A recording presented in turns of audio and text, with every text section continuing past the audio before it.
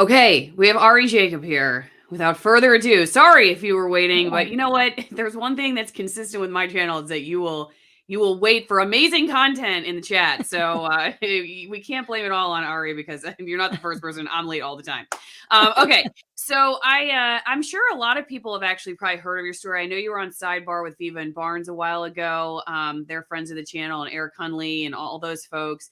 I'm glad to have you because as somebody who used to be in TV news, a little different, obviously, than Taylor Lorenz in newspaper reporting, but it's just some interesting stuff came out of your conversation with Viva and Barnes about agents and how these contracts work with TikTok influencers and all that stuff. And so I have a lot of questions as a former mainstreamer who had an agent, and you were an agent for all these big name TikTokers. And then this article comes out at the New York Times written by Taylor Lorenz. And if I understand correctly, Ari, just having read through it, and thank you to the New York Times for forcing me to subscribe, which I'm going to just, I have to do. I mean, I have to keep an eye on them, so I feel like it's just a business deal that I'm making, but it does kind of pain me sometimes to know that I'm supporting some of these articles. Right. Okay, this is what I get when I read the article. They are alleging that you had all these really big names, and if people aren't into TikTok, I'm not going to run through them all, but just the Brad Pitts and the Angelina Jolies of the TikTok world. These are the people you're representing.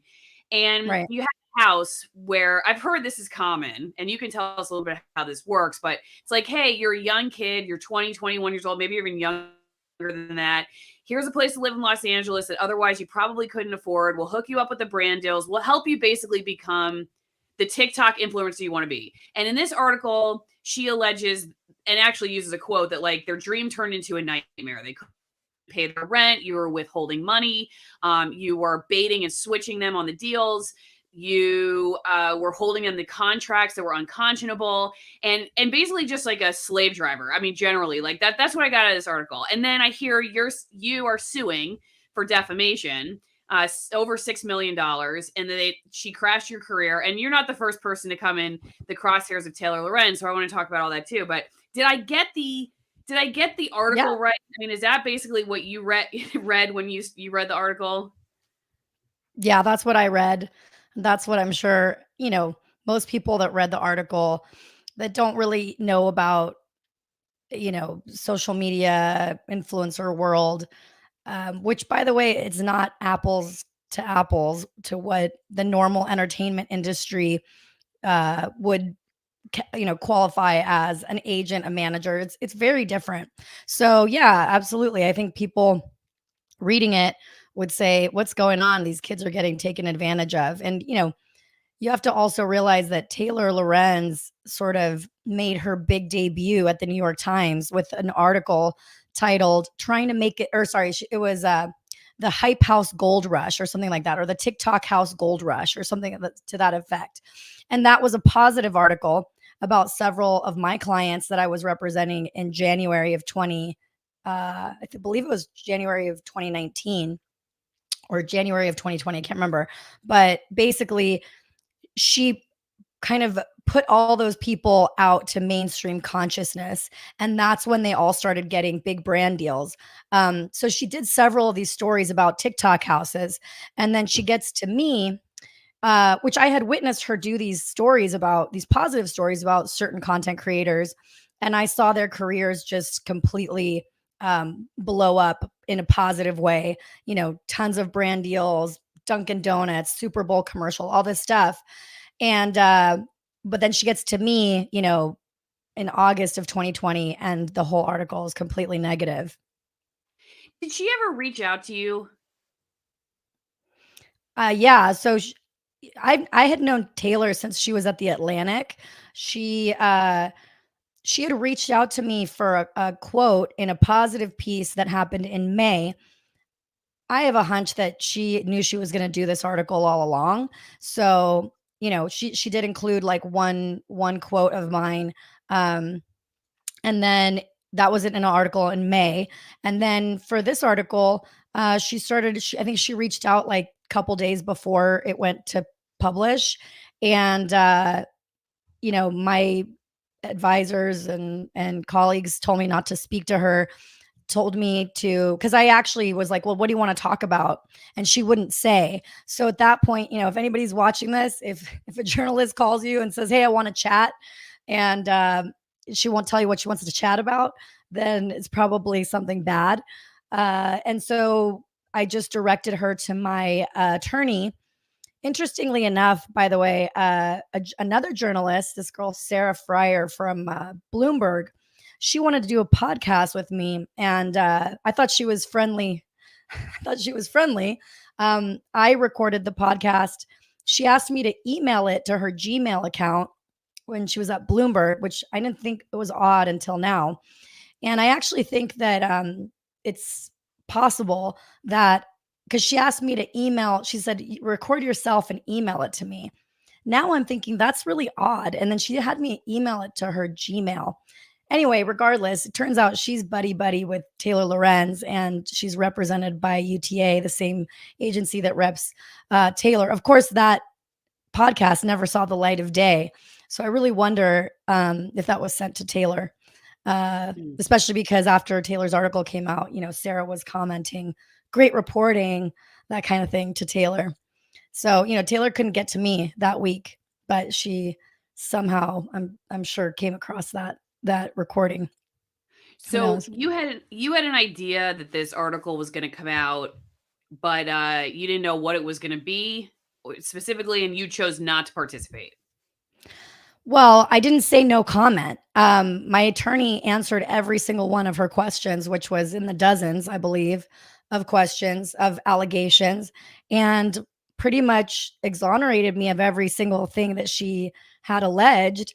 A lot of people are like, why would so many content creators lie? Or why would so many content creators come after you? And I think that's what people don't understand is, that you're talking about young people that are early in their careers. They don't want to pick a fight with Taylor Lorenz. They know how powerful she is. She's made people's careers. They know she can break people's careers. She's also, I think, encouraging them, this sort of herd mentality. One person speaks to her and then sort of gets rallied up and then decides, I want to speak negatively about Ari. And then, for example, this kid in the middle, Jesse, after the article went live, another journalist called him and he's like, yeah, Taylor basically said, I need all the dirt on Ari I can get. And, anything positive we said, she's like, I don't want that. You can be in the article if you speak negatively about Ari. How old is he? Or was he when he spoke? He's like 22, I think. Okay. Well, what about and that's this? The other thing, right? People probably think these people are kids, like 16. These people were like mostly in their 20s. Yeah, but I was still pretty much a dumbass at 22. I'll be honest with you. Yeah. And I was thinking, I think I was actually way ahead, but most people. I mean, these kids have green hair. Yeah. Well, I don't know. I'm not sure I love my hair at 22 either, but I don't even love my hair now. I haven't had a haircut in a year because I don't have time. This lady, she doesn't look like she's that young. And she says that I think she sued you, right? Over something like $22,000 or $23,000 in fees, demanding unconscionable fees, up to 20% commission, which I will say, that's not uncommon. I mean, my agent took like 10% of my salary, but gross income. And that ended up being close to 20% of my paycheck. Actually, like when I got my paycheck, my agent had already taken 10% of that until we got down to 7%. And then I tried to get out of my contract. We'll talk about that in a second. But I didn't think that was that. But yeah, what about her? She doesn't. So in social media. So yeah, in the social media world, it's different. Okay. So in traditional, you have a manager and an agent often. Okay. You usually have a manager, an agent, and an attorney. The manager takes 10%, the agent takes 10%, the attorney takes 5%. However, with social media, okay, so your manager looks after your entire career. Like, I don't know if you guys ever watched Entourage, but the Kevin Connolly character, he was always with the main character. They were like homies from back home, and he was like kind of always like his right hand guy, always there for him. And then Ari Gold, he was the agent, which was making the deals, wheeling and dealing. He had way more, he had many more clients than E. E just had the one client, which was the superstar actor. And so your agent is the one that's procuring work for you. If you're an actor, he's sending you out on auditions, these types of things. However, with social media people, there's no sending somebody out for an audition. So, this role, which is basically a manager agent role combined into one, because also remember, these social media influencers aren't making, tens of thousands of dollars initially, or even, hundreds of thousands of dollars, what actors can make once they're on the big screen. But, they have a $5,000 deal with Dunkin' Donuts, let's say. So if you're, and in the beginning, maybe they have a $500 deal. So if you're a manager agent, and you're only taking 10%, you're going to go out of business, and it's not it's not possible to sustain a management or talent agency in that realm. So what constitutes a talent agent is that in LA is that you have to have a talent agency license. You don't have to have an agency license if you're in Vegas, for example. I can procure work for talent and not have an agency license. Now, there's no specification yet in the law, as far as my attorneys had seen 2 years ago, with influencers. Sorry. So that's okay. Sorry, I was trying to make sure that I was on Rumble, which I should just let everybody know, not to interrupt you as long as I was doing that. I am live streaming on Rumble, so if you want to go watch there, go do that, and then you can get off YouTube and all the censorship. Okay, keep going. Sorry, but I am on Rumble. Oh, that's okay. So does that make sense so far? What I'm saying is basically, this is a new breed of talent, and they don't operate in the same exact way. I mean, the reason I believe that the talent agency license requirement came to be was because a lot of people were getting taken advantage of. There was, unseemly things happening on a casting couch, and people were basically taking advantage of when they would go in for an audition. Mm-hmm. Social media influencers don't go in for an audition. The way it typically happens is that an influencer is going to have, like, if I was repping you at the time, you would have on all your social media accounts, you would have Allison Morrow, or you would have Allison at influences.com on all your social media. And that email would come directly to me. So if you start blowing up, and by the way, I'm coaching you every day, right? I'm like, hey, what content are you putting up? Let me review that content. You're having an issue with uploading. Okay, let me call Instagram. So I'm basically being like a coach for you and your career. And hey, almost like a production person. And I'm your PR person, and I'm your, finance manager of your what deals are we doing? Basically putting you together with all the right ingredients so that you can be a star. So then let's say you start blowing up. Well, what happens is a big brand, they're going to hear about you. Maybe Taylor Lorenz does a positive article about you. And so now an executive at Target is reading a story about how great you are. And guess what they're going to do? They're not going to find out who your agent is. They're going to go to social media, find your Instagram account, and they're going to see, oh, Allison at influences.com. Great. I'm going to email her, and I'm going to say, hey, I have a deal for you. We want you to post XYZ content, and we're going to pay you this. And then I respond and negotiate the deal. So there was no stipulation that you necessarily had to have a talent agency license, but of course you can sue for anything, right? And if you want to make a claim about something, you can. And so that other girl that you said doesn't look like she's, super young, she was represented by my company. And then UTA, this behemoth Hollywood talent agency, decided that they wanted to represent Britney. And they came to us and they said, hey, we're going to represent Britney. And I said, great, we'll work with you. I mean, this is a huge opportunity, but we're going to work with you on traditional. So anything that has to do with her doing stand-up comedy, acting, music, that kind of thing, you guys are her agents. We're going to take 10%. You guys are going to take 10%. And they're like, yeah, that's great and everything, but we want all her incoming deals with all the brands for social media. And we want 10%, and we want to negotiate it. We don't want you to have the relationships with the brands. We want to negotiate it. And so I said, okay, you guys want to be order takers then. They want to get incoming deals, and they just want 10%. But I'm like, why? I can negotiate those incoming deals just fine. You guys can get paid if you bring deals. And they don't want to do that. They didn't want to do that. And because I was actually going out and hunting down deals for these influencers because it just in terms of, yeah. Ari, real fast, is that really the main way a TikToker makes money is through a brand deal, not by views? For instance, like YouTube, you're getting revenue by views, ad count, as many people are watching the ads, but that's how a TikToker makes money. Yeah, the more people that view the videos, the more you can charge. But and we had been doing things, above board according to the attorneys. We did actually have a talent agent.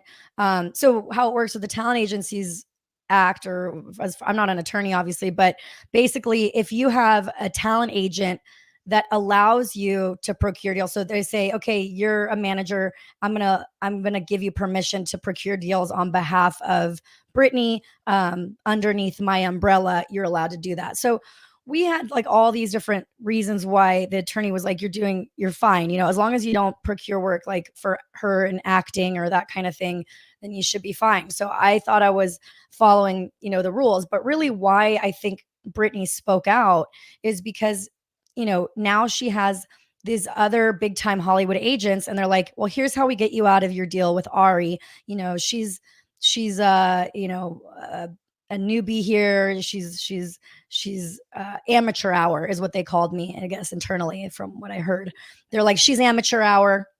And it's like, I was an amateur hour, but the problem was I wasn't just rolling over and giving them money that I had earned myself. And they didn't like that. And I was sort of disrupting the space because what I was doing was, building the relationships with the incoming deals. So those executives are reaching out to this client and they're saying, hey, we want to work with Brittany. And then they talk to me and they'd be like, wait, do you have any other TikTokers that we could work with? And so now I'm getting, $100,000 budget to divvy up amongst people that I work with.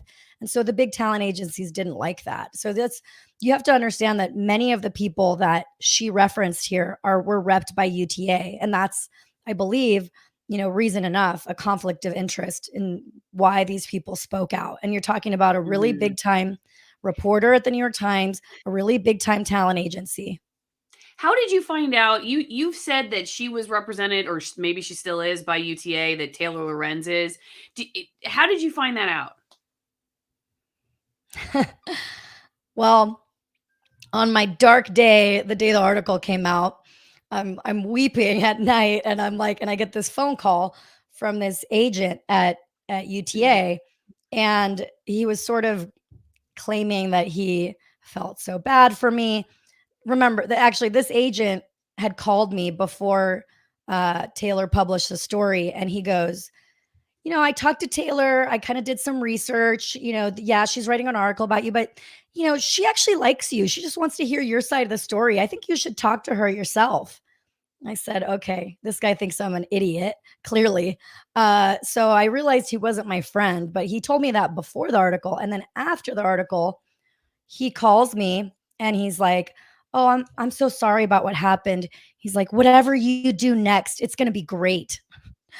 Whatever career you decide to do next, I'm sure you'll be great in it. And I'm like, this condescending jerk. Like, I was furious, but I was just sitting there like, sorry you're done. Yeah. Sorry you're done, but you'll move on and find better things. Oh yeah, you'll move on. Whatever career you do, you're brilliant. I'm like, okay, thanks. I go, okay, well, and in my mind, I'm like, why do you think I'm just gonna quit? I'm like, that's what you would like.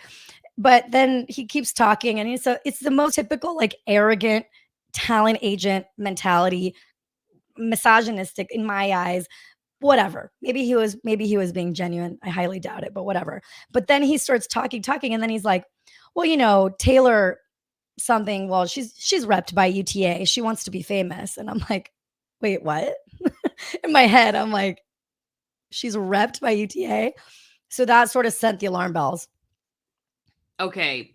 So so you heard from another UTA agent that she's repped by the company. Okay, but all right, so we're just assuming he's telling the truth, but I don't know. Then we went out and looked it up. She her book agent is from UTA. That's how she got her book deal. And Okay. UTA has a joint venture with Simon and Schuster. Well, because it makes me kind of wonder if she also uses the agency, if that, if in fact that's the relationship. How are they using the agency to get the interviews? Just like, hey, we could get you this person or that person, and Bingo. yeah, and So then of Allison, for course, example, she was the first person to get the interview with Alex, the girl that came from Barstool and got the $60 million deal with Spotify, who also is repped by UTA. So she got the mhm. first interview with that girl. I forget her last name, Alex, from Call Her Daddy, from the Call Her Daddy show. So yeah, I believe absolutely she's getting access to, I mean, think about who, UTA gets access to many people, Mhm. celebrities. Okay, well, this comment, is Taylor the one that's pretty much a bully but then gets upset and cries when people disagree or fact check her statements? Yes, that's Taylor Lorenz. And we're going to talk about her in a second. But if anybody knows anything about brand deals, it's Ari. So, really fast, since I'm not represented by UTA or a lucrative talent agency, go to AllisonWinePromo.com and support my work. You get 50% off some amazing Malbecs from Argentina and 50% off shipping.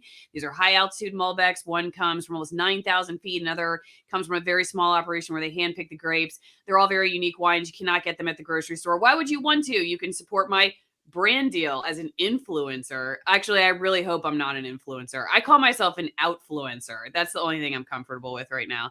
But if you're a coffee drinker, you can also go to twinenginecoffee.com/Allison, where you get 10% off your first order. These are also high altitude roasts from Nicaragua. There are light roast, there are dark roast. There's also a Caturra tea, which is very good if you're a tea drinker. I really like this for summertime. I cold brew mine 24 hours. It's very good with some lemon, a little bit of monk fruit sweetener. So go check that out. Like I said, they've also got this black edition. This is a limited edition honey roast. It's very good. And my favorite is the dark roast cigar #1. So go to twinenginecoffee.com/Allison or AllisonWinePromo.com. Support my work. Oh yeah, you get, I don't know if I said this, but you get 50% off shipping for the wine too, and 50% off the wine itself. It's all very good. High altitude. Can't find better. If you like Malbecs, if you like red wines, go check it out. Okay.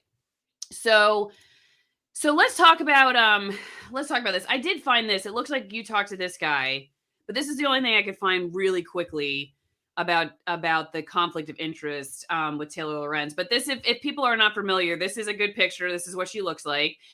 I would show you the video where she was on MSNBC crying about being bullied, but they took it off their YouTube channel. I might be able to find it because we did a commentary about it a while back, and I'll look for it while you're talking, Ari. But what do you think about that statement that I read from the comment, that basically Taylor has this one-way street attitude about who's allowed to pick on whom, and that when she's doing her work, it's journalism, but when people are going after her, it's targeting or bullying? Just curious your thoughts. Well, I think it's completely hypocritical, and I tend to enjoy calling her out on Twitter now that I'm not like as scared of her. I'm Little Miss Jacob on Twitter, and you guys can go find me. I like, for example, she tweeted 2 weeks ago saying, somebody, I can't cover live events anymore because I'm being followed and harassed and basically stalked. And then 2 weeks later, she's like, hey guys, I'm going to LA Tech Week. Like, I'll be at LA Tech Week. Like, email me, invite me to parties. So she's like not scared at all about being stalked, clearly. She's just, she's like almost like an avatar now. Like, it's almost comical. Like, things that she says, it just blows me away that she's gotten away with this for so long. But at least now people are calling her out. 2 years ago when she wrote this article, she was Fortune 40 under 40. She has a lot of leverage with the platforms themselves. Like, I saw somebody saying, like, are you partnered with TikTok? No, I mean, these platforms also turn their backs on me. How can you be a talent agent for social media creators if Instagram doesn't pick up the phone when you call? They don't they don't verify your talent anymore. TikTok I think to a lesser extent, but they also, it's like you don't really know the ties that these people have. And so this is sort of the naivete that I came into it. I wasn't an expert on media at all. I didn't realize, when she lied about me, I'm like, well, I need to tell my side of the story. And, the publicists were like, well, there's not really many places you can go. And then wherever we tried to go, I realized that she has alliances with almost every tech writer in this field, from Business Insider to Hollywood Reporter to Variety, everybody. So where was I going to go? And why is somebody going to risk being on Taylor's, bad list to defend me, who they don't even know or care about? I don't have power. I can't help them in any way. So it was kind of like there was nowhere to go except for a lawsuit, really. And that was incredibly difficult when you're broke. Yeah, I have a lot of people on who are suing for one or another reason, usually the government, and they seem like very costly ventures, that's for sure.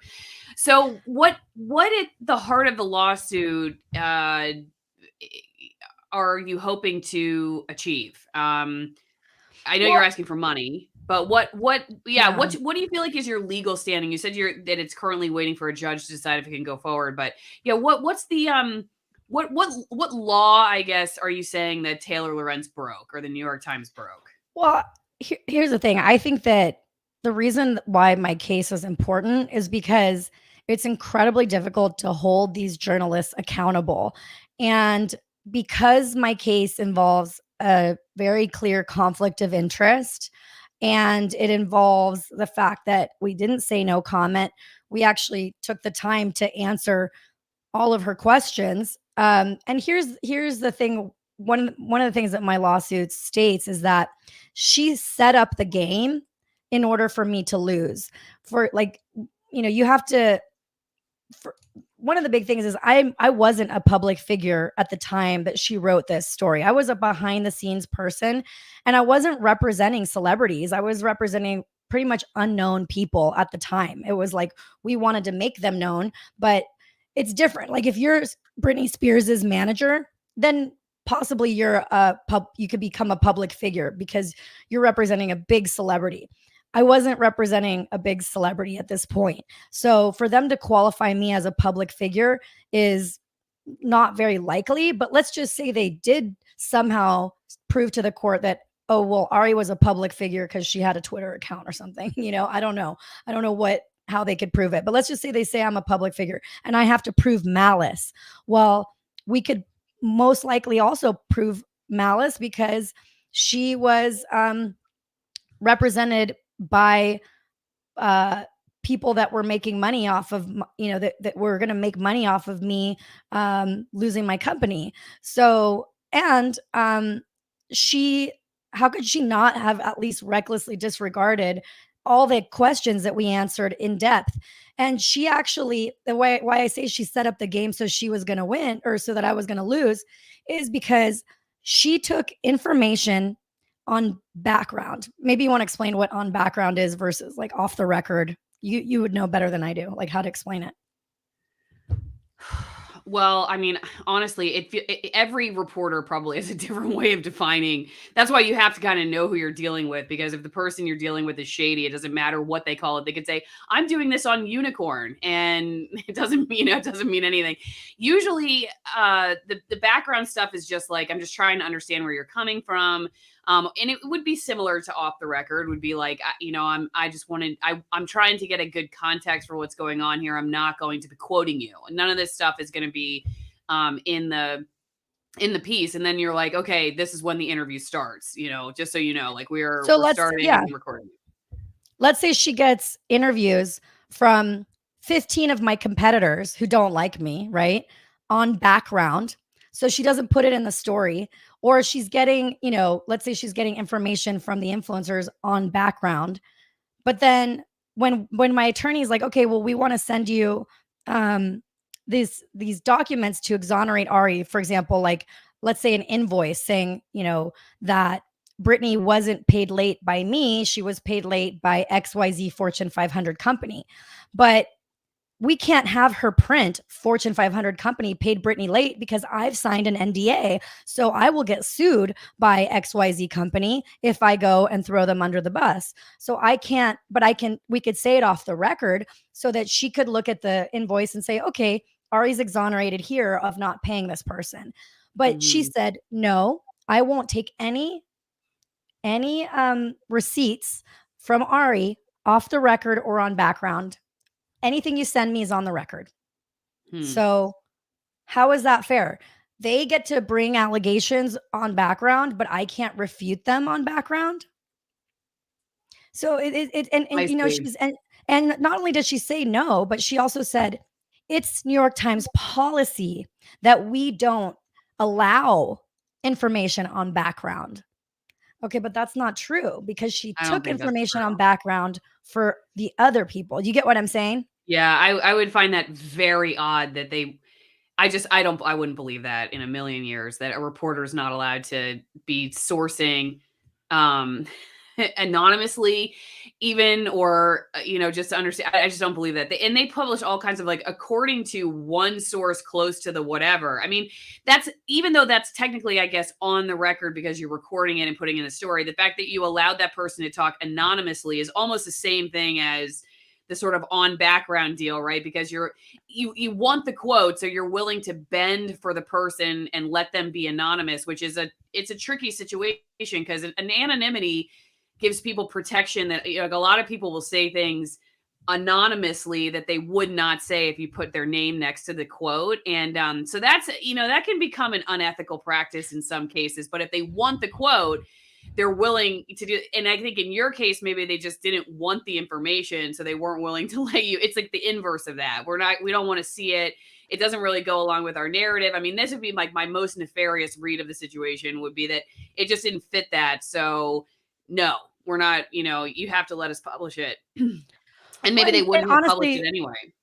Of course, like I filed a lawsuit because I lost, a career that I worked very hard for 15 years without having a kids and family. Like I gave up those things consciously because I wanted to build this company. And so for Taylor Lorenz to come along and take that away from me, I mean, I'm Mexican. I'm like a feisty, fiery, and typically I never had a problem with people. I think I was generally liked by my peers and colleagues. And so when somebody comes and just like upends my life, I'm like, yeah, I'm going to make it because here's the thing, I'm not her only victim. And I think what I realized, over the course of the last 2 years, connecting with people that have had negative interactions with her, is that, there's people up here pulling the puppet strings, and Taylor is doing this. Like, God knows how many people that have worked very hard to rise in their particular industries that are trying to do good things, that are being completely annihilated by Taylor and people like Taylor. And what Taylor's doing, in my opinion, is teaching other journalists that this is okay behavior. People that look up to her, like Kat Tenbarge, they are looking at her as somebody that inspires them. And so if the leaders in journalism are acting the way Taylor Lorenz acts, and other journalists are thinking that's okay and that's the way to go, then I'm very concerned for journalism of the future. And not only that, they're teaching the influencers, because what are they teaching the influencers? They're teaching the influencers, if you cry and complain and act like the victim, even though if I went through the whole thing, it's very clear that they weren't the victims. They were getting major brand deals. I mean, their rent was $1,500 a month. That's insane, by the way. I got them a deal. 1,500. Okay, I thought you said I read something like 15,000 at first, and I was like, well, no, the total rent for the house was 18,000 or something like that. But okay, for the whole house, not their per individual rent was 1,500 to live in a mansion, and they had a deal. Marcus had a deal. The green-haired kid had a deal that paid him $2,500 a week, so $10,000 a month. But guess what? He was so lazy at times that he didn't want to do the deal. And so it was my job to be like, hey, you need to do the deal. Like, why aren't you doing your job? And so these people were just freeloading off of me. And I was trying to like coach them and help them along the way. But I think what happened is at some point they're like, well, Taylor Lorenz is going to take her down. We're not going to go down with her. So it's either we jump ship now and sort of go along with this whole victim narrative, or what's the point of staying with Ari? It was very clear Taylor was going to take me out regardless. So, but it's interesting because about 2 weeks ago, Taylor published a story in the Washington Post, very, very similar, about Triller. So I don't know if you know, but Triller is a big competitor of TikTok. They're in a lawsuit with TikTok because allegedly TikTok stole some of their intellectual property. And, Triller is a US based company. So if you look at the data that TikTok is taking and all this stuff, actually, we would probably uh, be better off if Triller were to be successful, because then there would be another option for young people that like to be on TikTok, right? So if Triller were to be successful, I think a lot of parents and just people in the US would be a little bit it would be a little less jarring what they're doing versus what TikTok is doing. But it's obviously incredibly hard to compete against a major platform like TikTok. But so Triller is kind of going along, and Triller does these deals with these influencers, and it's just so similar that the article is like, these people weren't paid on time, they couldn't afford to eat, they couldn't afford to pay their rent, they did this to Black creators. But I went down and broke down the article on Twitter, and it's the same thing. It's just twisting of facts. It's highlighting things. For example, if you're an entrepreneur, like how many, you ask any entrepreneur, have you ever been paid late by a Fortune 500 company? And most of them will say, yeah, absolutely, because it takes big companies, big corporations, usually it takes longer to steer a bigger ship. And so, getting onboarded as a vendor, these things sometimes take time. Like almost every single Fortune 500 company I've ever worked with has paid a week or two late, just based off of when we actually receive the payment, whatever. And so these influencers are complaining about this, but in a way it seems like, well, they targeted us because we're Black creators. And it's just, you know what I'm saying? It's very triggering when you read this stuff. Why did it have such an effect on your business if you feel like it was just some people who didn't want to work or had bad attitudes and just had a victim mentality? Why didn't the other influencers, I hate that word so much, but I'm just going to use it for Yeah, common content creators. linguistic purposes. Yeah. Content creators, if that's what you call TikTok, I guess that is what TikTok is. I have a love-hate relationship with TikTok, I'll be honest with you. But anyway, I have that with all of these platforms. But yeah, I mean, why wouldn't they have stayed with you? Why wouldn't they have stuck up for you and said, that's not true, it's great working with Ari, these people are nuts? Why did they jump ship if you were such a great agent? I mean, I think at that point, these people are very concerned about their image, right? Like there wasn't, uh, you know, they could get another manager. I mean, I was ahead of the curve, but for them at the time, I mean, they weren't thinking about the really what I was providing for them. Like the people that were in the house, as far as I learned recently, are doing really bad, unfortunately. Like some of them got addicted to drugs, some of them are in one of the guys that the green haired guy wanted to work with, he's in jail for attempted murder. I mean, What? these people, like one of the guys that was coming to the house, I was like, I don't want this guy here. I saw a Twitter video of him with a gun, and I didn't want him at the house with these young people. And because of that, a lot of them sort of revolted against me. They got mad at me, and then a year later, that guy's in jail. So I was looking out for them, but they were trying to rebel, and I think Taylor gave them a path for rebellion. A lot of the people that weren't in the houses, they called me and they said, we love you, Ari, but and I'm like, what am I going to do? I can't hold these people back. They're in their careers. It's not fair that just because I have a scarlet letter that they have to have it too. I mean, and even some of my big mentors that I still talk to this day. It's like once you become radioactive, you can't really tarnish somebody else's career because you're trying to save yourself. And I think that's what I'm really passionate about now, because I've already been like canceled. I stick up for people when I feel like they're being attacked by the media, because I think because I'm a Mexican immigrant and I'm a woman, like these people kind of left me alone versus like if I was, a wealthy white male, in politics or something like that. I'm not in politics. I was just an average person. So I feel like my voice can be heard now because, even Kat Tenbarge, all these people that piled on initially, they don't really respond to me anymore. And I think it's because maybe they realize, they're going to wait it out. Of course, let's say I'm unsuccessful, God forbid, then they'll pile on, of course.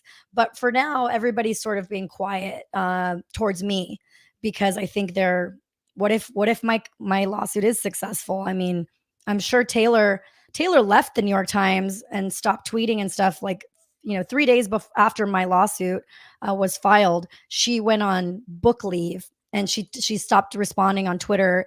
And I'm assuming the New York Times was like, hey, you need to slow your roll. Like, you just got us sued. And then she went to the Washington Post and trashed the New York Times on her way out and said, they don't take care of talent. I'm talent. That's what Taylor wants to be talent. And even Maggie Haberman, who's a big popular reporter at New York Times, seems to despise Taylor and has gotten into public feuds with her. So she's not very well liked, I would assume, amongst her peers either. I have no idea. Obviously, I don't know any of Taylor Lorenz's cohorts. Ran in very different circles, but I do know that it would be very common in the TV world and the broadcast world, even like radio, to have an agent and to be called talent. In the newspaper world, I do think it's a little more odd. Usually, just didn't run into a whole lot of newspaper reporters who were represented by agencies. In a large part, they didn't get paid enough to be like a lucrative deal for, for an agency, or to have any money left over to pay rent if they had an agent. So, and they're usually just like, they're the name under the headline. It's not, I'm not here on camera presenting. I mean, it's just a different world. So I do think it is interesting that she has, and maybe it is just for book deals, so it's different. It's not like she's necessarily represented all the time for her work in the newspaper or digital sphere. But Allison, yeah, it is a little weird. What do you think about the fact that she wrote an article in the New York Times called "These Talent Agents Are Signing All the Influencers," and the main picture is a picture of UTA, and she doesn't acknowledge in that puff piece that she's represented by UTA. Is that would that be called ethical in your book? I think that's a conflict of interest. Yeah, I think if you have a personal connection behind the scenes that's helping you or influencing your work, and you're putting it in there as objective reality, I do think that's shady. Yeah, I would call that unethical. I think you should disclose that. So here's the thing. When literally UTA is negotiating deals for Taylor that put money in her pocket.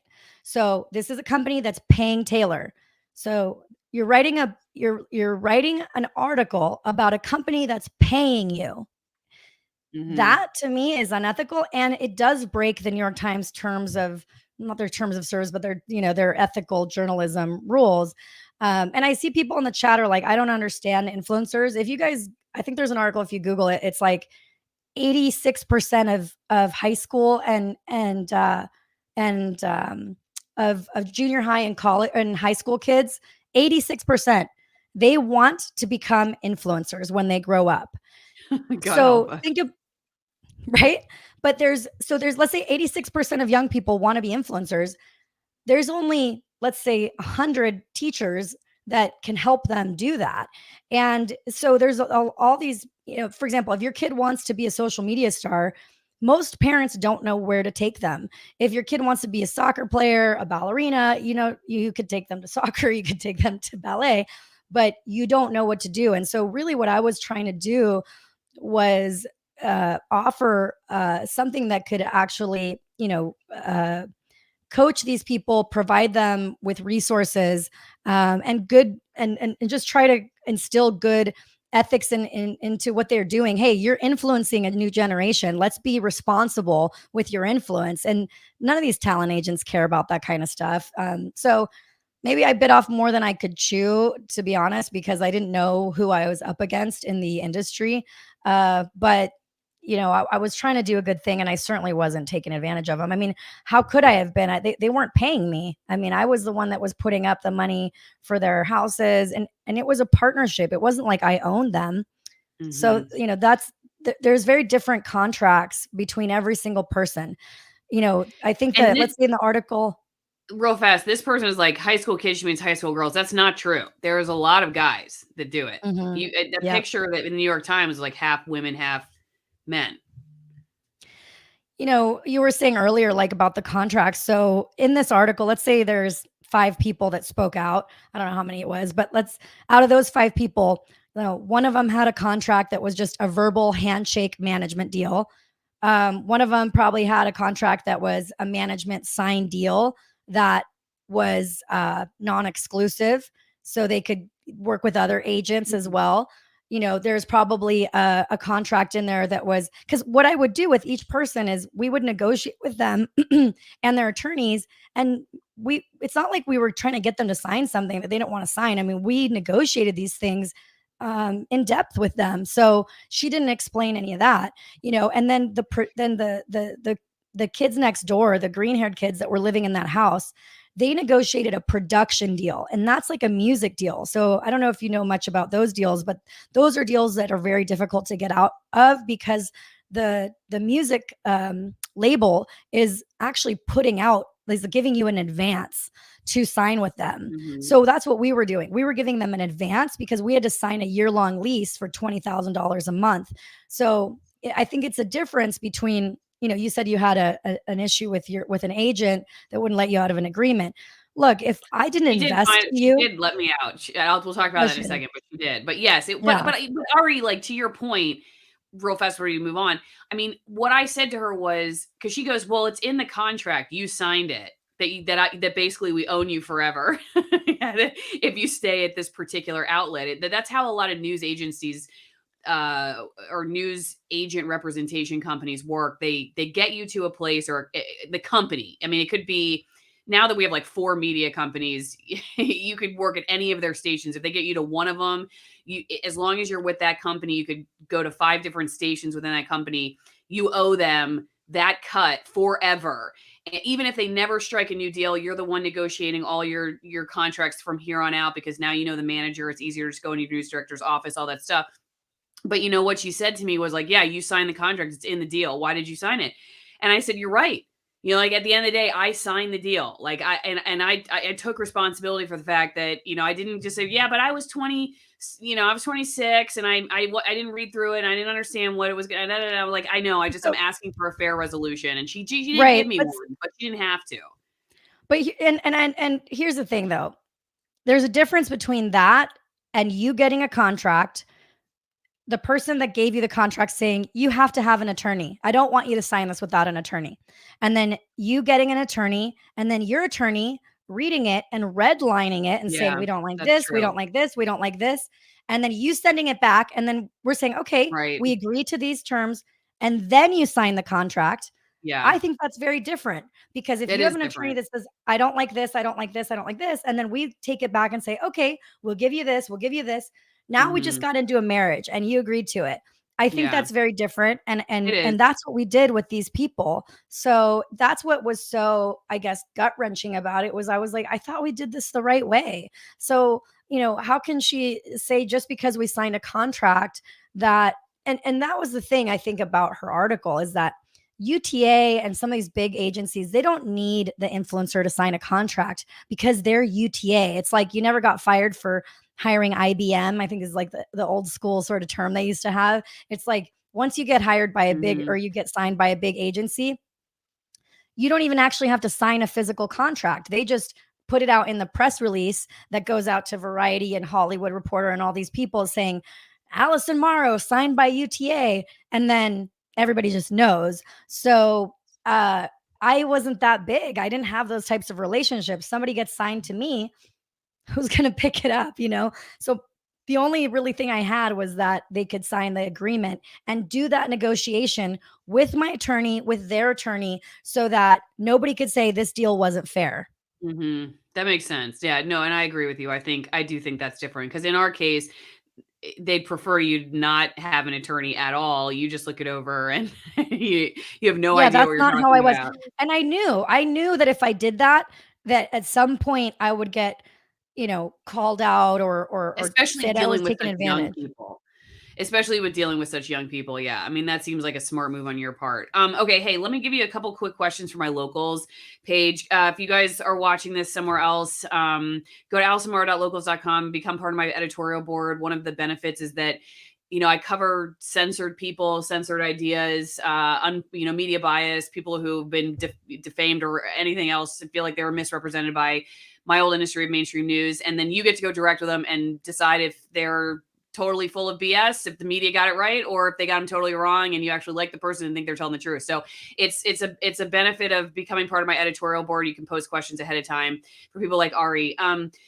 It's difficult for me to relate to this kind of business around influencers, who is making money and using who, but I'm wondering what's the motivation of the Times in giving space to any of this. Seen from far away, it seems as if the WAPO and New York Times hire a hit person in Lorenz on people taking attention span from them. Don't know if that makes any sense. Are you following that? I mean, I guess the question really is why do they care? Like, why hire a person like Taylor Lorenz? Why pay her as much money as they do? What's the draw for the demographic of the New York Times reader? Why invest so much in that space? Is it because of your Well, competition for the New York Times?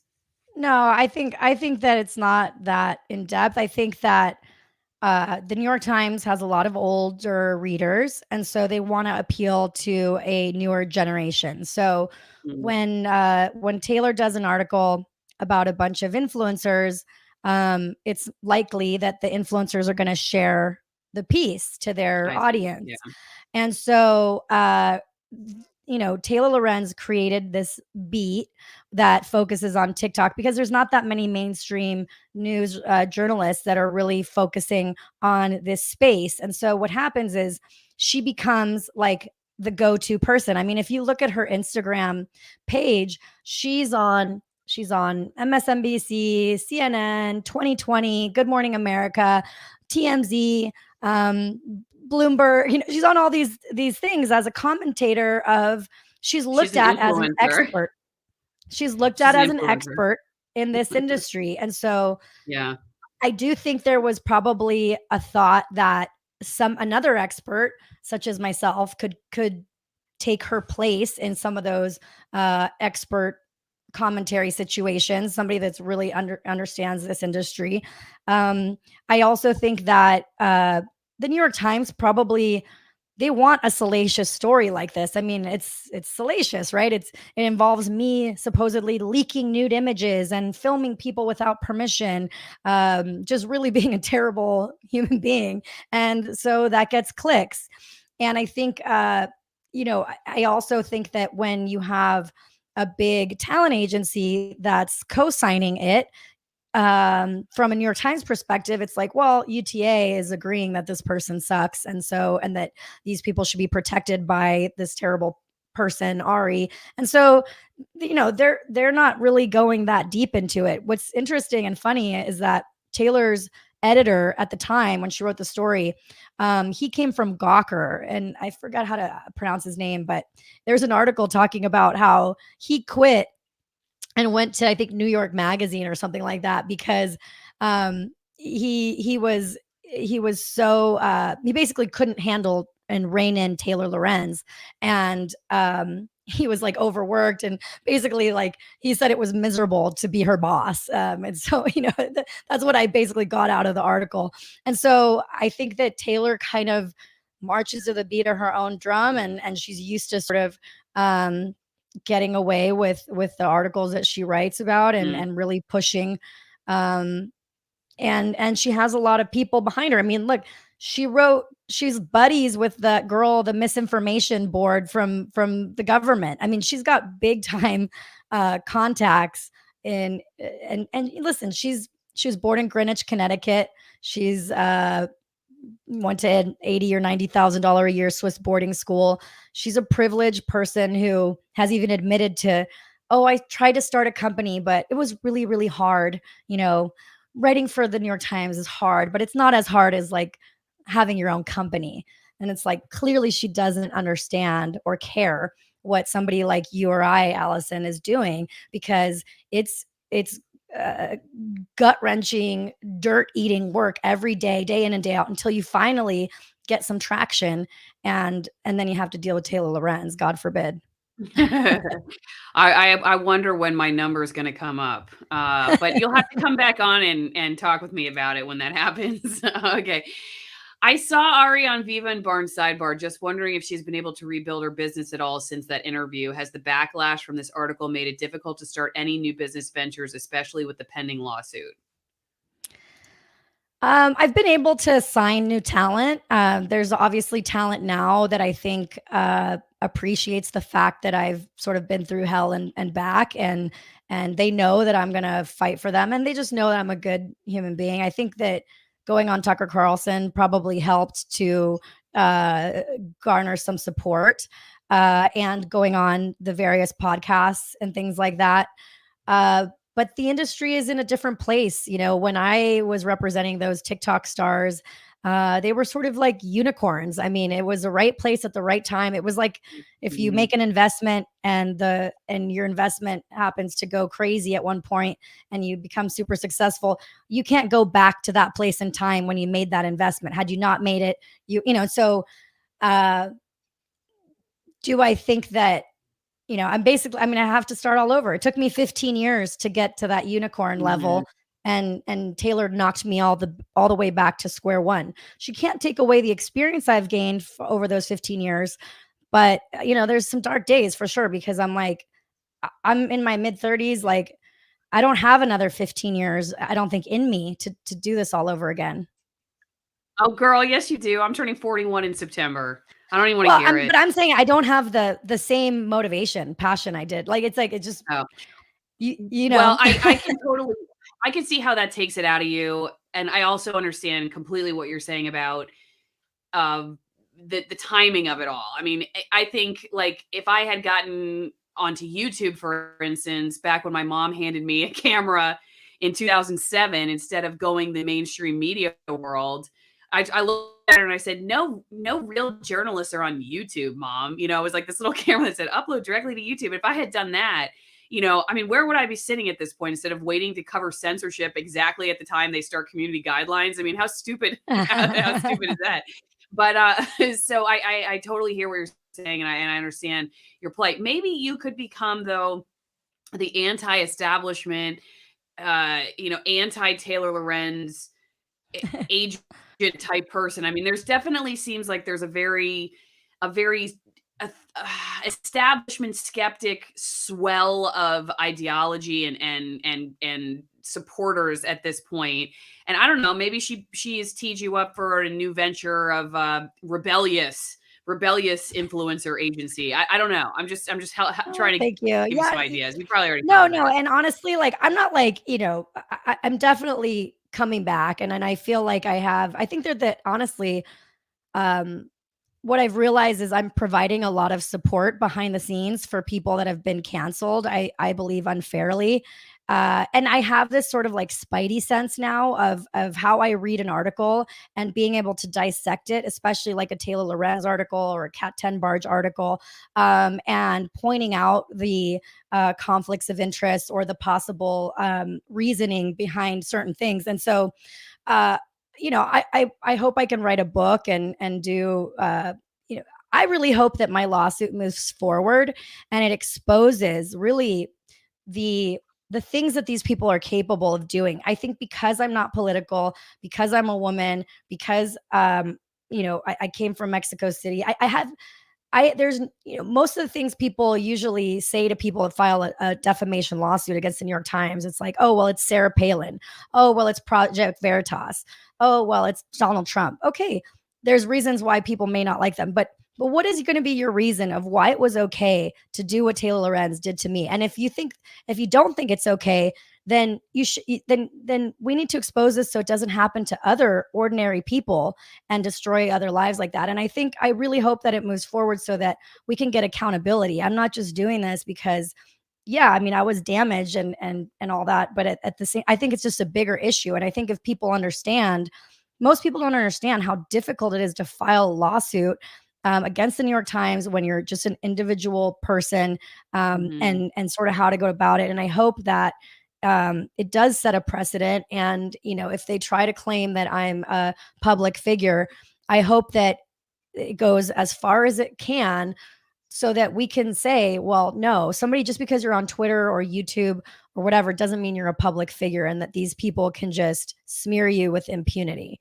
That's really my goal. And I hope people, I do think the judge is going to be fair and let it move forward. I think they're just bogged down with cases, but God forbid he said it's dismissed and we have to appeal or whatever. I hope people understand why it's so important that it moves forward. I think one of the reasons that I do what I do is to understand better from the perspective of the covered, not the coverer or the reporter, right? The person who's being covered by the media. That's what we call it, right? Covering a story or whatever. The reported upon. I'm trying to better understand the effects that we have had on people's lives, because we really did have this, I think, perspective, whether it was intentional or unintentional, caused in part by the just grind of the job, that this is just our story for the day, and then we move on. And I remember saying to myself regularly, like, this is not just a story. This person lives with this for the rest of their life, right? This is their life. This may just be one day for our job, but this is their entire life. And we should be treating it as if we were treating our own story, and putting our own story out there. But the industry itself makes it very difficult. Well, TV news anyway makes it very difficult, even if you are the most well-intentioned, smart reporter, to do anything really of consequence on a complex topic, because you get like an hour or two a day to understand it. And so it's just like, and then I think there aren't enough leaders in newsrooms to be like, this could have really damaging effects for this person. Maybe we should hold it a day or two. I mean, I've talked about several stories that back when I was really naive about it all, I'm just standing in front of someone's office at night. And of course we couldn't get a statement from them because it was late at night, but who cares? We got a press release from the Department of Health or somebody else. Let's just go out and read the press release. We're not doing anything wrong. We're just telling you what the government says, and who cares if we ruin the person's career? And all these things that I wish so much. And I think partially, like I said, why I do what I do, if there were anybody, journalists still working in the industry that watch this, is to say, like, maybe your manager doesn't say this enough, but it's not cool. You know what I mean? It's not cool to not really know what you're doing, to not necessarily have compiled all the information, to not have thought through all the consequences of your behavior, and to still put it all out there, and potentially ruin somebody's life or create a situation that, pits people against each other. Just a lot of the stuff that we've seen in our country over the last few years. So I totally get it. The problem is that the journalists are complicit, and that's what I hope this exposes as well, is that all the people that piled on, all the people with, tens of thousands or hundreds of thousands of Twitter followers that piled on to the article that Taylor wrote, it's like, they need to be exposed too, because just because Taylor's your buddy, it doesn't mean that everything she's writing is true. And just because she works for the New York Times doesn't mean she thoroughly and ethically researched the story. Taylor, it's just, I just think that, Taylor's taken out a lot of people, and nobody else that I have seen has sued her. And I hope that if she is an influencer in the journalistic space, if she goes down, maybe some of these journalists will say, I gotta think twice about wanting to be just like her. Yeah, I mean, one would hope that you would be more careful because of just the humanity of it, not because you're afraid you're going to get sued. But I could see that being setting a precedent. Okay, I have two more questions, I think, for you, real fast before you go. Um, at what stage of the proceeding is the case? We already did that. Waiting for it to right. You haven't gotten to a discovery decision yet, right? We're not there yet. Yeah, we're trying to get past motion to dismiss. Okay. Is the New York Times slow rolling the case or papering the court to bleed you dry? I found an amazing attorney that took the case, and I'm not, you know, uh, I'm not worried about the bleeding me dry part. And I think it's just I think the New York federal court is just really backed up right now. So, um, we were expecting a decision in May. So just basically every month that goes by, it's just it's a waiting game. Mm. I've just been sort of watching what she's doing in the meantime. How has Lorenz moving from the New York Times to the Washington Post affected the lawsuit, if at all? I don't think it's affected the lawsuit. I think it's kind of interesting that she trashed them on the way out uh, while they are defending her in a libel suit. And I also think it's interesting because when she left the New York Times, she really did all this positive press. She got all these puff pieces, and I think they were trying to bury the fact that I sued her and the New York Times in order to give her a platform at the Washington Post. Because, I mean, the Wrap covered my lawsuit, New York Post and Fox News, but that was about it. And then it was, blip on the radar. And then, next thing. And I think because my case isn't political and people don't really understand the influencer side, they were like, oh, I don't even know if I really like Ari or I believe Ari.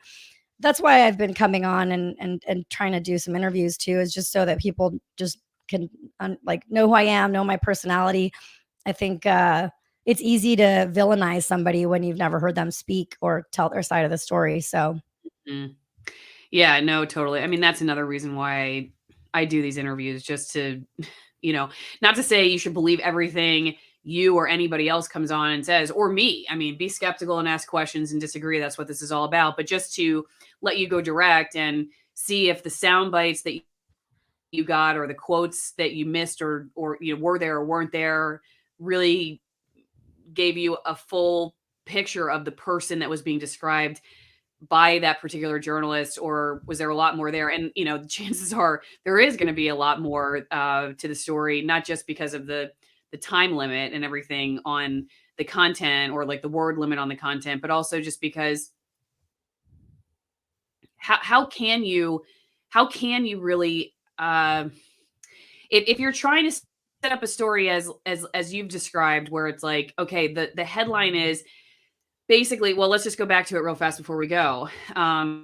You're trying to make a case that, hey, you had this dream, you're going to go make it big online, and it just isn't everything. And we're going to prove to you that just getting signed by an agency, in this case, you, isn't everything, and it's not always sunny. So I have to now prove that that's, I mean, this is what I'm trying to prove to you, right? This is the headline. And so, yeah, like where would the Ari did this or Ari did this and that, and these are positive things. Where does that fit in the article if I'm already trying to prove to you that basically it can totally suck when you decide you want to make it big online? well, So yeah, I mean, the article could have also been like, if you're trying to be a manager for TikTokers, be aware that they're going to lie and steal from you and write F Ari all over the walls, and deface that's true. your place. But obviously, Or that wouldn't be like, who would that be appealing to? right, but or it could even if you just wanted to stay with the influencer side of things. I've said that word way more times than I've ever wanted to in my entire life, just in this hour. But you could just say, want to make it big online. Okay, here are the two sides or the few sides of what you should know. Here's what you should know. Or here are some things that influencers run into, and here are some good points, and here are some lessons learned. But this is like, basically, this is a very, I would say that just reading Taylor Lorenz's stuff, it does often have some kind of sinister undertone to it, right? There's just like this person's sinister and that person's sinister and these people are there's just this Well, sinister and don't system. And forget, when she does a positive piece, then those people are her allies for life. So, for example, Mhm. she did a positive piece in The Atlantic about Keemstar. And if you go on the internet, on YouTube, there's a lot of creators who question Keemstar's ethics and what he puts out. I have no feeling on it either way. I don't really know him, but Keemstar has gone on YouTube and said, I love Taylor Lorenz. Well, of course he loves Taylor Lorenz because Taylor Lorenz put him on. So Taylor gets these people, or Hassan Piker, for example. She did a positive article about Hassan in the New York Times, which likely put Hassan in mainstream consciousness, making him more money. And so he's never going to go against Taylor because Taylor helped him, right? And so another example, H3H3, a big YouTube podcast, they Mhm. really despise Ryan Kavanaugh, who happens to own Triller. So Taylor's friends with H3 and does a hit piece on Triller, and that makes her buddies happy. So there's all these behind the scenes reasons why Taylor does certain things, in my opinion. And then she gets people who are her fans for life. And these are big time YouTubers. Like one time I went on the H3H3 podcast when they were talking about defamation, and I probably spent $200 in super chats and they would not mention my comments. Why? Because they have Yeah. an alliance with Taylor Lorenz. Right. Right. Yeah. I mean, you know what I mean? Any person could come up with these. I mean, these are assumptions based off of information that you know what I'm saying? Like a lot of people would come to those conclusions based if you really knew everything about the behind the scenes. But most people, my mom reading the New York Times is not going to know those back, those that inside baseball sort of Mhm. information, Mhm. which is Mhm. why it's important that people listen to your show. And I think that's where you can really find out what's actually going on. Mhm. Yeah, well, I appreciate your taking so much time to go through it, Ari. And when we get a decision on your lawsuit, I hope you'll come back and talk about it. Is there anything else you want to add before we go? No, I thank you for having me on, and I'm Little Miss Jacob on pretty much every platform, and I if you regardless of your feelings of Taylor Lorenz, I tend to sort of troll her on there in various ways, which I find There kind of was amusing. there was a question what you thought about Tim Pool. And who was it? Somebody with Jeremy Boring, I think, with the Daily Wire. They paid to have that Times Square billboard put up about Taylor Lorenz. What did you do? You remember that?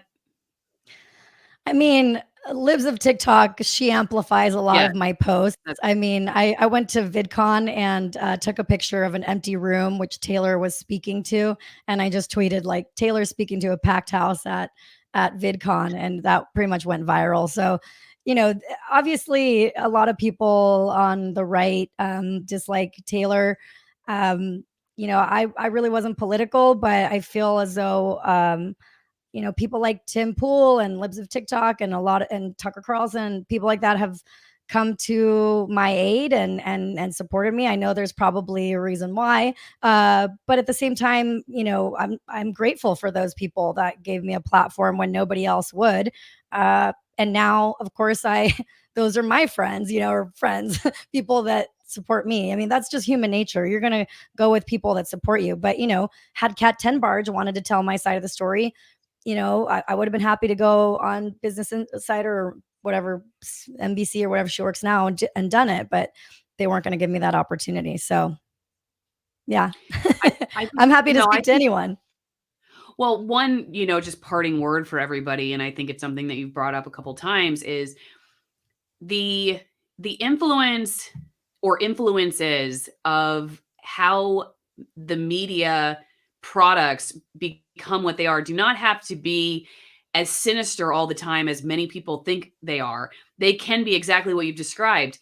Buddies in this industry. Every once in a while, I work with this agency. That person amplifies my tweets. I mean, the human ego is a very a very powerful agent. And so, if you have somebody, which are many people in the media world, right, who have gotten into the industry thinking that they're in it for public service or whatever else, they've convinced themselves that, but their ego is tied to it in so many different ways, that it is often this web of, who am I friends with? What cocktail parties am I going to? Who do I want to get invited to next? Who do I want to maintain a good relationship? I might need that soundbite down the road, so I better not piss them off. These people have my back when I need them, so I don't want to piss them off. I mean, all that stuff, they're just like everybody else. The problem is, in my opinion, one of the problems anyway, is that they unfortunately often think, because I was part of it, that you are in a different class, that somehow you're not susceptible to all of those very common human psychological dysfunctions. And so you don't have to check yourself. You don't have to watch your behavior. You're watching everybody else. You're the watcher. And so you're keeping tabs on everybody else, and you're influenced by all these other things. And then also, like in Taylor's case, as somebody brought up at the beginning, you're doing it in the name of journalism when you attack people, or even if it's not attacking, you're exposing them. You think it's journalism, but then when they come after you, they're bullying, and just have this double standard about how it all works, and often see themselves like, the fake news thing, like they're the victims, without realizing how much power they have, and then not taking that power seriously enough, I think. Totally. I mean, if you really understood the influences that they've had on your life, and the consequences that, and if they cared, even if they totally disagree, and maybe they think Taylor is right, I don't know. But if the news industry really cared and understood its impact on just the everyday person, I don't see how the system would continue to run the way that it is. I don't, like in my old industry, when, in the TV world, if you really believe that, like, you really understood the power you have, and you took that seriously, and you wanted to really do that public servant job that you believe you signed up for, why would you only give reporters a couple hours a day to understand what they're talking about? Why would you make them go live 4 times a day, regurgitating talking points that have not been fact checked? Why would you just regurgitate press releases from the government? Why would you just believe certain people over other people? And why would you do that if you really understood? And that's why I just think, there's just so much mess. But my main point in even saying all this is just the stuff you brought up is, it's important to understand that they're just like everybody else. Unfortunately, they have a lot of power. And somebody once said, small minds with big power is a bad combination. And that, unfortunately, is how a lot of the media world works. Unchecked power is... It's unchecked power is the problem. It's who's checking Taylor Lorenz. You don't have a way to fight back. Yeah. You don't have, especially when she goes after somebody like me, who it really had no power whatsoever. And, it's, I don't think, I would hope that most reporters are not, she Taylor is not just a reporter. I think she's what's it called? She's like an advocate for the left, and like very politicized, and she has very like clear there's very clear things that she cares about. But unless you're writing for an op-ed or something like that, and you're reporting news, then you shouldn't have those biases. But those biases exist. I didn't realize how deep it was until this whole situation happened to me. But I think it needs to be exposed to everyday people that these things exist, and these powerful people who, if every time you pick up the news, you have to do an hour of research to find out if everything is true. I mean, that's just not possible. It's funny because when you bring that up, it makes me think that the news is actually doing more research than the producer of the news often when it comes to the topic, because they have so little trust in the media nowadays. And I can assure you that, a lot of the folks who are just going to these press conferences and then, writing up the story or telling you are probably not doing, I'm going to say probably because I don't know for sure, but probably not doing the amount of research you as the consumer are even doing when it comes to what they're saying they have the authority to tell you. I mean, like I always say, if they would just go on and say, or like at the top of the headline or the top of the 5 o'clock news, they would say, we gave our reporter a couple hours to do this. They probably don't know everything, and they haven't had time to really sift through their own biases on it. So just take it with a grain of salt. Make sure you do your research. Instead of saying we're the most accurate name in news or the trusted source of news, Right. or Well, democracy and also dies in darkness, or whatever else the BS is. they know exactly what they're doing though, and that's the thing people need to understand is that once they write the hit piece, you as the subject of the hit piece are basically in the state of shock and realizing that your whole career is on the line, and then you get then you become overwhelmed with fear because you go to the attorney and they go, don't say anything, because anything you say now, if we decide to file a lawsuit, they're gonna pick apart whatever you say at this moment, and then you become scared to talk, and then you're like also scared of journalists, and then what's funny is then the journalists go on and they go, oh, Ari doesn't even have a response to this, and you're being told like don't talk, and so it's just, and they know that you're being told don't talk, but then publicly they're like piling on and saying, well, Ari's not coming back because I'm like, I want to have a lawsuit. You get what I'm saying? You get put between a rock and a hard place, and then and nobody knows. But I think that, and I hope I can at some level, at maybe with somebody like you, is go through, these are what to expect when you're getting canceled or attacked, and then people can kind of see the warning signs, because I think it's becoming more I just think that more people, especially today and age, are going to deal with somebody coming at them when they become successful, whether it's on the news or just on YouTube or within their internal circles. And it's like, hey, it's kind of like, when you're dating and you're like, these are the signs of a sociopath or of a narcissist. Like, and so, the red flags come on. But I think it's like, these are the signs of a hit piece. I think that's a good idea. Well, and you have your own YouTube channel too and everything now. So people can go subscribe to that as well, right? Yeah. Thank you so much. I appreciate you having me on. Yeah. And My pleasure. I'm glad you exist. And there's people like you and Farron and just people that are breaking things down, because, I don't mind having a hard hitting interview. The truth is on my side as far as I'm concerned. So, I'm happy to talk to anybody, but, there's just, there's a lot of people that should have a bigger platform, but they're, you know what I mean? And there's probably people keeping those, the gatekeepers that are keeping you guys out of the internal thing. But I think we'll all rise together if we can expose some of this media, some of the stuff that happens in the media.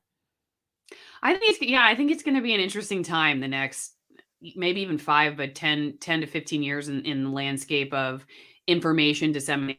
I mean, I could see it going any number of ways. The most terrible would really be that a lot of these platforms that have given us the opportunity to do this independent work just become an arm of mainstream corporate news or the government. That's worst case scenario, because they're certainly headed in that direction. I mean, they're not already there, some of them.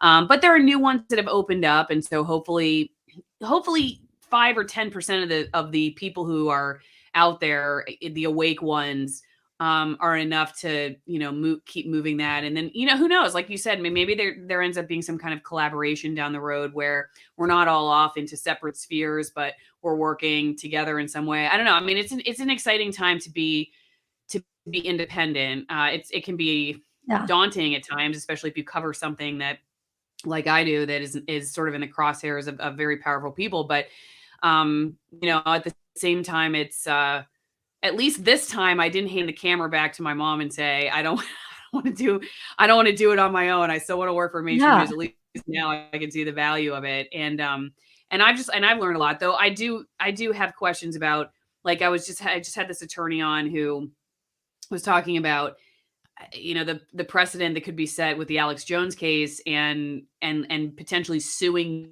you for what somebody else says on your podcast, like how that would work. And, I don't know. So it is kind of nerve wracking, because when you're on the front lines of something that's never really been done before or is very new, you just don't know who's going to come after you. Well, and that's the thing with Taylor. A lot of the things in that article are quotes that she took. So, but I think it's like, I'm not an attorney, but it's like the reckless disregard. If somebody's giving you all these points on why, like you said, maybe you shouldn't publish the article today. Maybe you should double down on the research if somebody's literally telling you this is the exact opposite.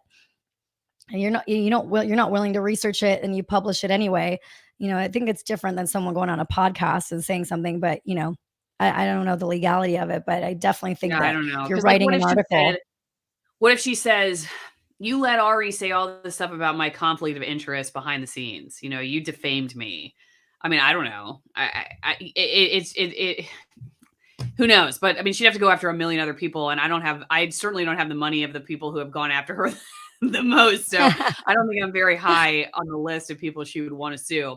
That said, who knows? So it's kind of a daunting time, but like I said, it's also an exciting time. I think there are more people than ever that I've noticed who have sort of worked in, institutions, I guess, that were just accepted as authorities, who are now coming out and saying, like the whole walk away movement, I guess, coming out and saying it doesn't work the way we may think. I mean, like, let's talk about how the sausage is made here, in order not to necessarily just say they suck. Because like I said, I say over and over again, like, I was part of it. It took me a long time before I started to wake up and decided I couldn't participate in it anymore. But I want people to understand the influences within the industry. So at least like, if you're still watching or your grandma's watching or whatever, you don't take it as gospel anymore.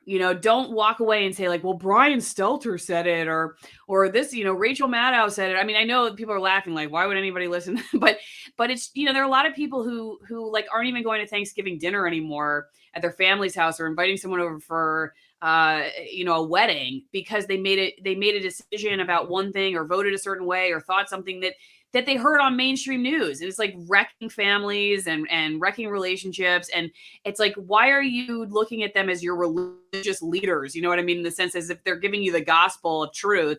Like, they barely know what they're talking about. Most of my viewers know more than I do about what's going on. And I think that one of the biggest problems in corporate journalism, from at least my experience, is that a lot of journalists think that they know way more than they actually do, and they think they know better than the public. And what my experience has been, reading comments and having a relationship with the viewers directly now versus what I used to do, is that I see actually they know a lot. And part of their, if not a huge portion of their distrust, is not because they don't know and we just know better. It's because they actually know way more than we do. And we're the idiots, and we need to be the ones to sit back and do some self-assessing and like, do we really know what we think we do?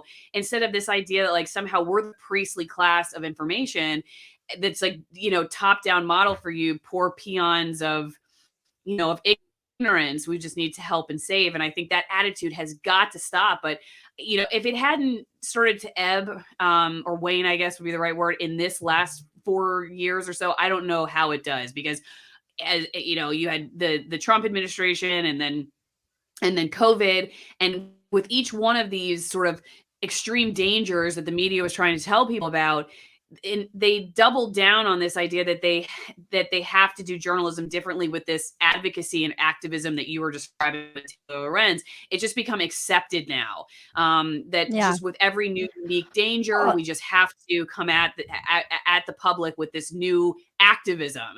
So I don't think it's activism. learning. That's what it is. That's what they're doing, is activism. That was the word I wasn't thinking of. But, and it's also important to point out their hypocrisy.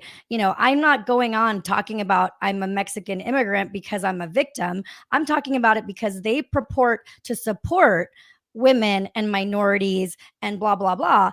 But when it really comes down to it, if they don't like you, or they have another person that they like more than you, they'll take you out. It doesn't matter your race. I mean, Taylor just wrote an article about Triller not paying people on time, about not paying Black people on time. And yet when she was at The Atlantic, she took out a business owner who was a Black business owner. But that part didn't come out. You know what I'm saying? Like, she's happy to take out a Black business owner for that story, but not for this other story. So it's like, she needs to be called out, and the history, just like she goes and digs into people's history for the story. I'm sorry, Taylor, but you need to be research for the opposition story of what she's doing, and called out. And I think if there's not a watchdog for these types of journalists, then they're going to keep doing what they're doing without any type of accountability. And they know that it's hard to sue the media. So they use that. And it's like, they need to be, I'm sorry, but they need to be just as afraid as we were, as I was of them, because they're so powerful. They need to be afraid of us, that if they don't follow the rules, then they're going to be held accountable. And I think that's the really what my message is, and why I'm coming on these podcasts. It's not, just a self-fulfilling. I didn't want to be the star before. I wanted to be behind the scenes and help these people achieve their dreams. But hey, you're going to give me a platform to talk and support the little guy. Well, that's what I'm going to do. And now she can't shut me up. I'll take a picture of your talk at VidCon. I'm not afraid. Well, Bill Dozer Experience has subscribed to your channel. So again, everybody go check out Ari. Thanks again. And thank you everybody for watching. Don't forget to make sure you're signed up on one of my other platforms. The links are in the description just in case I get booted from YouTube. And we'll see you next time. Thanks, Ari. Bye.